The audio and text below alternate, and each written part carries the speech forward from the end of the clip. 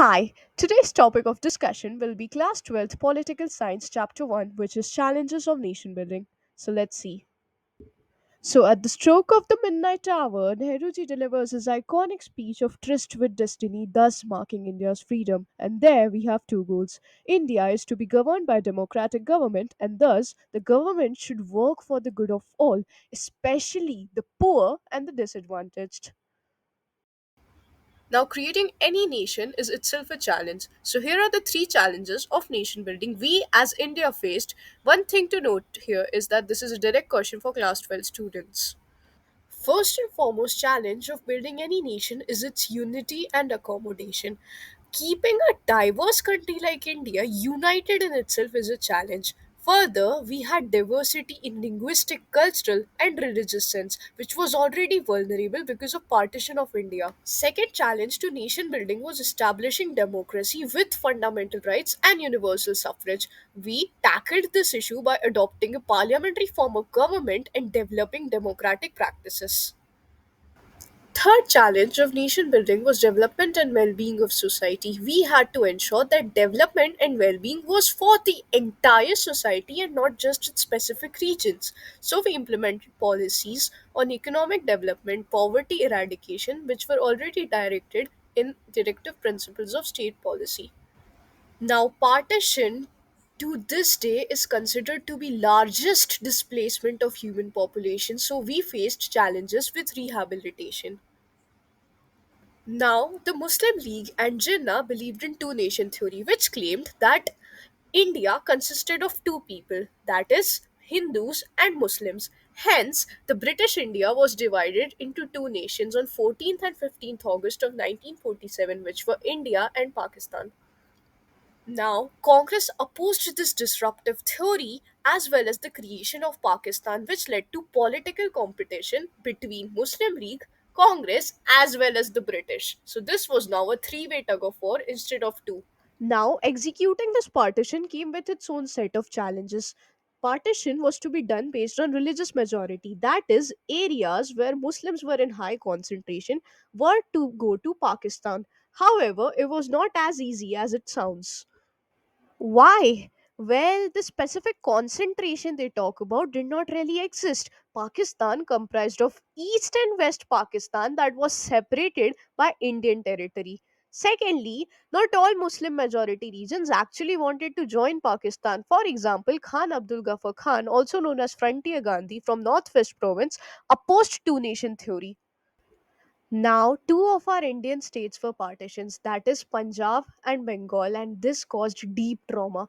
The minorities on both sides suffered violence and vulnerability. Hindus and Sikhs at Pakistan's side, as well as Muslims in India, found themselves trapped and became an easy target to violence. So, what were the consequences, you'd ask? Well, there were vast violence on both sides of the border, with people of one community killing and injuring those of other communities in the name of religion. Cities like Lahore, Amritsar, and Kolkata became divided into communal zones where people avoided entering each other's areas. Third, they faced forced migration where people were forced to abandon their lives, their homes, and move across the border where they faced immense challenges and had to take refuge in refugee camps. Further, they faced unhelpful local administration and police traveling to the other side of the new border by various modes of transport, often on foot, where they were constantly attacked, killed, or even raped. This meant there were abduction, rapes, and forced conversions. Thousands of women were abducted and raped on both sides of the border. They were forced to convert their religion and coerced into marriage. Many were killed by their own family in order to protect the family honor, and many children were separated from their parents. After all this, those who managed to cross the border found themselves without a home, spending years in a refugee camp. Writers, poets, filmmakers in India and Pakistan depicted the ruthless killing, violence, and suffering of those displaced during the war.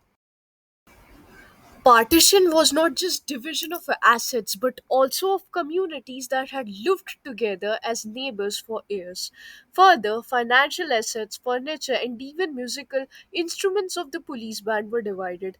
Government and railway employees were also divided as if they were commodities. Several political interests were in competition. Muslim League wanted to protect Muslim interest and thus demanded a separate Muslim nation, while some organizations wanted to turn India into a Hindu nation. However, our leaders of national movement believed in treating people of all religion equally and thus laying the foundation of a secular India. Now, our first prime minister had his own approach to nation building. Now, he firmly opposed division of India into smaller principalities, for which he organized State Reorganization Commission or SRC, which would fulfill regional aspirations and lower the chances of states or regions wanting to secede from India, thereby strengthening the national unity. For this, our government was very flexible in granting autonomy to certain regions in order to preserve diversity while maintaining unity. Accession of princely states. Well, peaceful negotiations led to almost all states joining the Indian Union through signing the Instrument of Accession. Accession of states like Junagadh, Hyderabad, Kashmir, and Manipur proved to be the most challenging, while Junagadh's issue was resolved via a plebiscite. Now, Nehruji is considered as father of Indian secularism. So, our country also followed the basis of a secular nation, which further strengthened the narrative of unity and diversity. Nehruji also believed in socialism and democracy were complementary and thus aimed to build a welfare state for equitable wealth distribution of all. Despite discouragement, Nehru successfully maintained and strengthened the nation, carrying on the traditions of the national movement and nurturing a newly born nation of India. Now, our first Deputy Prime Minister, Sardar Vallabhbhai Patel, played a key role in integration of princely states. Now, if we look into his background, he was the first Deputy Prime Minister of India and major leader of freedom movement. He was known for his role of Kheda Satyagraha of 1918 as well as Bardoli Satyagraha of 1928. He played a key role in integration of India and served as Home Minister during post-independence period, thus playing a pivotal role in negotiating with the rulers of princely states to bring them into the Indian Union. He took the initiative to unite all 565 princely states of India, ensuring their merger into independent India. He was known as the Iron Man of India as well as NCR, which is nationalist, catalyst, and realist. He was very clear in his approach and did not want to compromise on India's territorial integrity.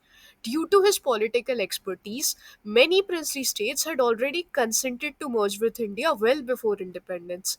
But he faced key challenges from states like Hyderabad, Junagadh, and Kashmir. Under his leadership, Indian forces compelled Hyderabad and Junagadh to merge with independent India. Now, he had a different opinion on Kashmir issue compared to other leaders. He wished to integrate Kashmir into India through military operations similar to what was done in Hyderabad. However, due to several reasons, he was not able to achieve the same. Today, he is remembered as a true nationalist, catalyst, and realist with a prominent place in Indian political history, often characterized as NCR. Statue of Unity depicts the same. Now, what were British provinces and how were they exactly different from princely states? Let's look into it. Now, India was divided into British Indian provinces, which were directly under British control, and princely states, which were ruled by princes who enjoyed some control over internal affairs under British paramountcy. That is, that they had control on what they do in their region, however, they were ultimately answerable to the British. Now, these princely states covered one third of the land area of the British Indian Empire, which meant that 1 out of 4 Indians were living under a princely rule. Now, with the end of British rule in India, it also meant that the paramountcy of the British crown over these princely states would lapse. So, the British government announced that all the princely states, that is 565, would become legally independent and could choose to join India, Pakistan, and also remain independent. Now, this announcement led to problems, with rulers like one of Travancore announcing independence and Nizam of Hyderabad making a similar announcement. Some rulers like Nawab of Bhopal were unwilling to join Constituent Assembly as they did not want to lose their princely rule over the regions. This also meant that India could further possibly divide it into smaller countries after independence, threatening the prospect of democracy in these regions. The situation was at odds with the goal of Indian independence, which aimed for unity, self determination, and democracy for all. This also meant that many princely states were run in a non democratic manner, and rulers were reluctant to grant democratic rights to their populations. Overall, the integration of princely states into independent India required diplomatic negotiations, political acumen, and sometimes even military action to ensure the unity and integrity of our nation. Now, what was the government's approach in making this happen? Now, the interim government opposed division of India into smaller princely states, while the Muslim League wanted the princely states to have their own choice in choosing their future. The task was complicated and required skillful persuasion. How was it complicated? Well, for example, Orissa had 26 small states, while Saurashtra, a region in Gujarat, had 14 big states and 119 smaller states plus other administrations. Now, to execute the same, the government had three considerations. Firstly, the people's wish. Most of the people of princely state wanted to join India. Secondly, flexibility and autonomy. Our government was very flexible in granting autonomy to regions in order to respect plurality and adopt a flexible approach. The partition also caused deep trauma, so our main concern was always consolidation and integration, that is, to hold everyone together. Through peaceful negotiations, almost all states contiguous to India's new boundaries joined. An instrument of accession was signed by the rulers agreeing to join the Union of India. Junagadh's issue was solved via plebiscite with majority of people wanting to join Indian Union, while Hyderabad and Manipur will be discussed further in the chapter. Let's look into Hyderabad first. Now, Hyderabad was the largest princely state comprising of Maharashtra, Karnataka, and Andhra Pradesh. Its Nizam was one of the richest men in the world and wanted independence. So, in November 1947, a standstill agreement was signed for 1 year till talks continued. Meanwhile, people's movement began. Peasantry, especially in Telangana, women and Hyderabad citizens rose against Nizam's oppressive rule. Women played a key role as they suffered most under oppression. Hyderabad Congress plus communists led this movement. Nizam's response to such movements? Well, he used his paramilitary force, the Razakars, who indulged in murder, rape, looting, mainly targeting non Muslims. India's response to this was that the central government sent its army, which is also known as Operation Polo, of September 1948. The outcome was, after days of fighting, Nizam surrendered and Hyderabad merged into Indian Union. Now, let's discuss accession of Manipur. Maharaj Bodha Chandra Singh signs instrument of accession with India, thus assuring him internal autonomy. But on June 1948, under people's pressure, elections are held and Manipur becomes a constitutional monarchy. First part of India ever to hold elections based on universal adult franchisee. But a debate rose in Legislative Assembly where the state congress supported merger with India while other political parties did not want to join India. So, in September 1949, Government of India convinced Maharashtra to sign the merger agreement without consulting the Legislative Assembly. Thus, merger caused resentment, which is still seen today. Now, let's talk about Kashmir. After independence and partition in 1947, princely states could either join India, Pakistan, or remain independent with reservations. Maharaj Hari Singh, the ruler of Jammu and Kashmir, wanted independence and thus delayed his decision. But Muslim subjects on western borders rose in revolt. In order to protect himself, Maharaj Hari Singh signs Instrument of Accession in October 1947, but till 1948 localized warfare continues between India and Pakistan, and it is only in January 1949 that UN gets involved and a ceasefire is discussed, which creates a line of control in July 1949 dividing territories between India and Pakistan. However, the disputes remained unresolved and the tensions rose. With 62's Chinese incursion in Ladakh and India Pakistan War of 1971, and Kashmir was divided in factions. Some wanted to merge with Pakistan, others wanted independence from both India and Pakistan. Here, Kashmir faced political instability, violence, cross border terrorism, and heavy casualties of civilian security forces and politicians, as well as displacement of Kashmiri Pandits on a large scale post 1980s. Thus, India maintains a strong military presence along line of control and in the state to contain militancy and cross border terrorism, maintain administrative integrity of Jammu and Kashmir, and its presence especially reinforced after end of 1980s insurgencies, which is also linked to maintaining union territory of Ladakh.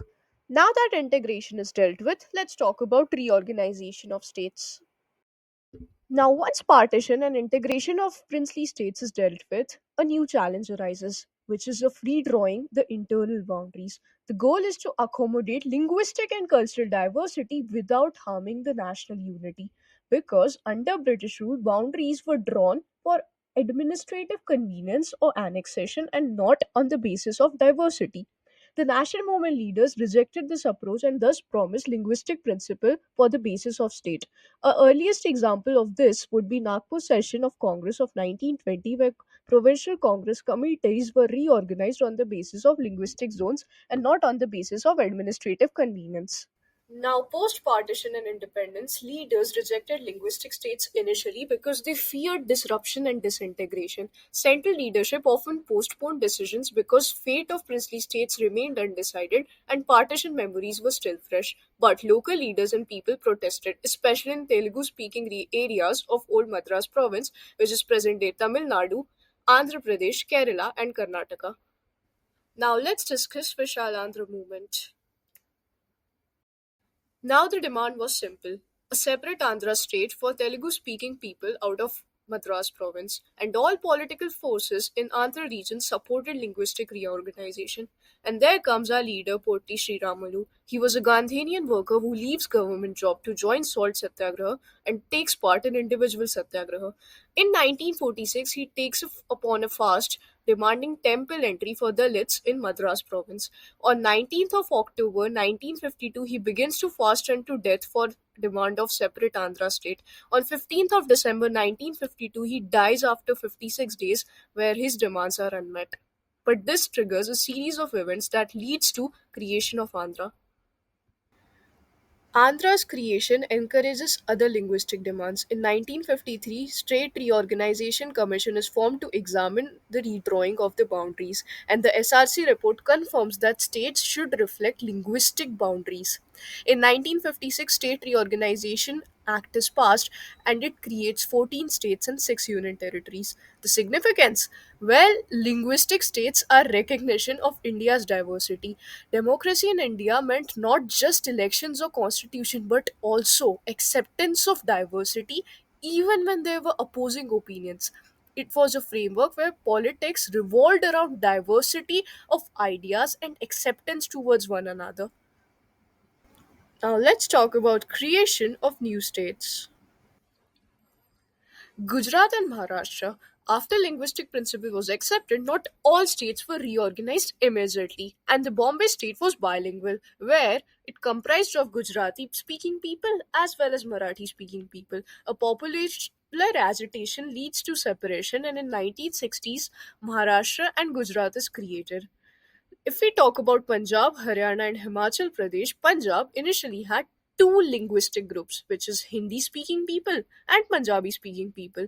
Now, Punjabi speaking people demanded a separate state or Suba, which was not granted in 1956, but 10 years later, in 1966, Punjab is reorganized, and Punjab is for Punjabi speaking people, Haryana is for Hindi speaking people, and Himachal Pradesh is then separated later on.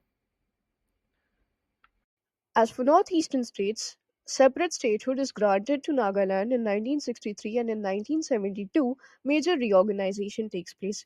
Meghalaya is carved out of Assam, Manipur and Tripura become full fledged states, and in 1987, Mizoram and Arunachal Pradesh are granted statehood. Later, language is not the only basis of reorganization, but demands rise due to distinct regional culture, developmental imbalances, and in year 2000, three new separate states are formed. Chhattisgarh is carved out of MP, Uttarakhand from UP, and Jharkhand from Bihar. However, this does not mean that reorganization is completed. It's an ongoing process because there are movements for smaller states, which includes Vidarbha region in Maharashtra, Harit Pradesh in western UP, Gorkha land on Bengal in northern western Bengal. If we talk about quick revision, in 1960s, Maharashtra and Gujarat is created, 66 Punjab, Haryana, Himachal, 63 Nagaland, 72 Meghalaya, Manipur, Tripura, 87 Mizoram and Arunachal, 2000 Chhattisgarh, Uttarakhand and Jharkhand. Well, that's all. Thank you so much. Your chapter is completed.